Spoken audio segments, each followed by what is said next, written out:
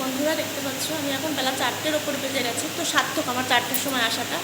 তো বাবার এখানে একদম ফাঁকা, সকাল থেকে প্রচণ্ড ভিড় ছিল। আর একটা হচ্ছে নতুন মন্দির উদ্বোধন হয়ে গেছে, তো মেনলি তার জন্য আরও আসা। আমি কোনোবার শ্রাবণ মাসে আসি না, এবার প্রথম এলাম।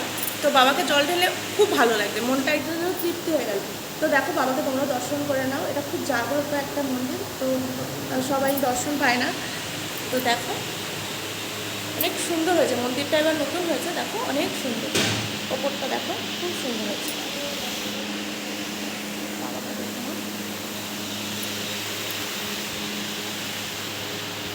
মন্দিরটা দেখো, মন্দিরের 3টে গেট রয়েছে, বাবাকে মাঝখানে রয়েছে।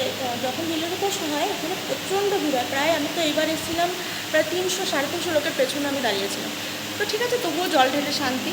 বাবা সবাইকে, হ্যাঁ বাইরেটাও দেখো খুব সুন্দর, সত্যি অসাধারণ। মানে মনটা যেন এখানটায় বসে থাকে যেন শান্ত হয়ে যাবে।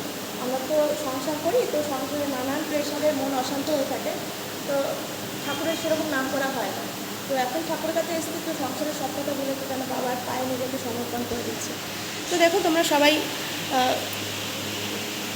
বাবার আশীর্বাদ নেওয়ার জন্য এখানে এসো। এটা গাজনতলা শিব মন্দির, খুবই জাগ্রত।